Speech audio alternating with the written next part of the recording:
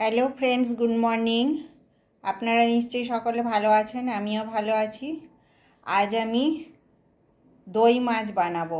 দই মাছ বানানোর জন্য আমি এখানে পেঁয়াজ কেটে নিয়েছি, এটাকে বাটবো। অল্প কাজু নিয়েছি, এটাকে বাটবো। এখানে আছে রসুন আর আদা অল্প, তার সঙ্গে আছে কাঁচা লঙ্কা, এটা একসঙ্গে বেটে নেব। আর এদিকে আছে দই। এবারে আমি রান্নাটা করব তখন আবার দেখাচ্ছি।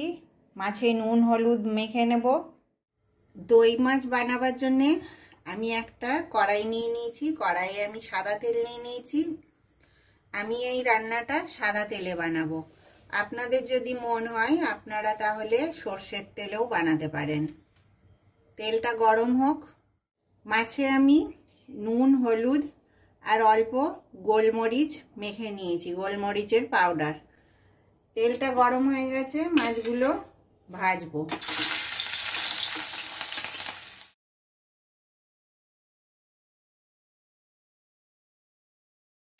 মাছটা আমার ভালো করে ভাজা হয়ে গেছে, উঠিয়ে নেব। এই তেলেই রান্নাটা হয়ে যাবে। আমি এখানে একটা শুকনো লঙ্কা নিয়েছি, গোলমরিচ, একটুখানি ছোট এলাচ আর একটুখানি দারচিনি দিয়েছি। এগুলো প্রথমে আমি ফোড়ন দিয়ে দিলাম। ঠিক আছে, এবারে আমি পেঁয়াজ বাটাটা দিয়ে দেব।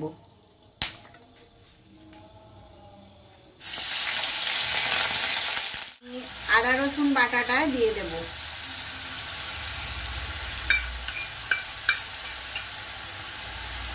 আমি মোটামুটি 1 চামচ দিয়েছি আদা রসুন বাটা। পেঁয়াজটা একটা গোটা একটু মাঝারি সাইজের নিয়ে বেটে নিয়েছি। আপনারা যতটা পরিমাণে মাছ বানাবেন সেই মতো নিয়ে নেবেন। আমি এখন 3 পিস বানাচ্ছি। আমি এবারে এর মধ্যে কাঁচা লঙ্কা বাটাটা দিয়ে দিলাম। 50 গ্রামের থেকে একটু বেশি নিয়েছি। ভালো করে দইটা ফাটিয়ে রেখে দিয়েছি। স্বাদ অনুসারে নুন দিয়ে দিচ্ছি। আমি কষতে থাকবো। এখন আমি এর মধ্যে খুবই সামান্য ধনের পাউডার দেব, ব্যাস, আর দেব না। এবারে মশলাটা কষা হয়ে গেছে। আমি এর মধ্যে কিন্তু হলুদ দেব না, লঙ্কার পাউডার দেব না, দিলে সেটা আলাদা রকম কালার হয়ে যায়। আমি মায়ের কাছে এইভাবেই শিখেছি, সেই জন্য আমি এটা এইভাবেই বানালাম। আর আপনারাও এইভাবে বানিয়ে দেখবেন। আর এটা খেতে এত ভালো লাগবে সেটা আপনারা কমেন্টে আমাকে জানাবেন। এবারে এর মধ্যে আমি দইটা দিয়ে দেব, ফেটিয়ে রাখা।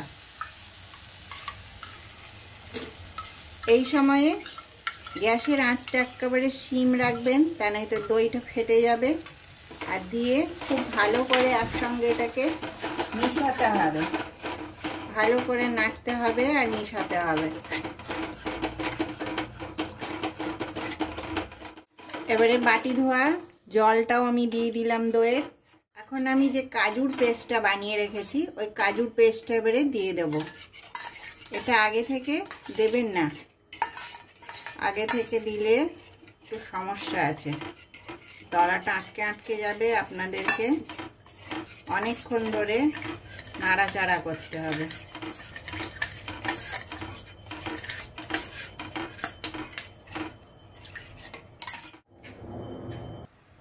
ঝোলটা ফুটে গেছে, এবারে আমি মাছগুলো দিয়ে দেব।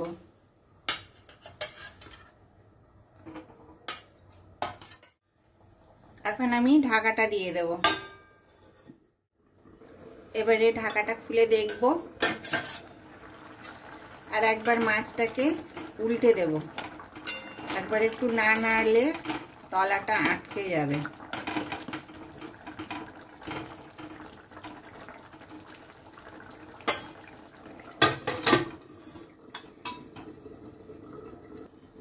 এবারে আমি ঢাকাটা খুলব।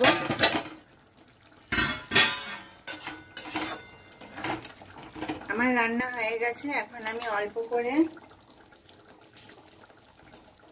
মিষ্টি দেব, চিনি খুবই অল্প।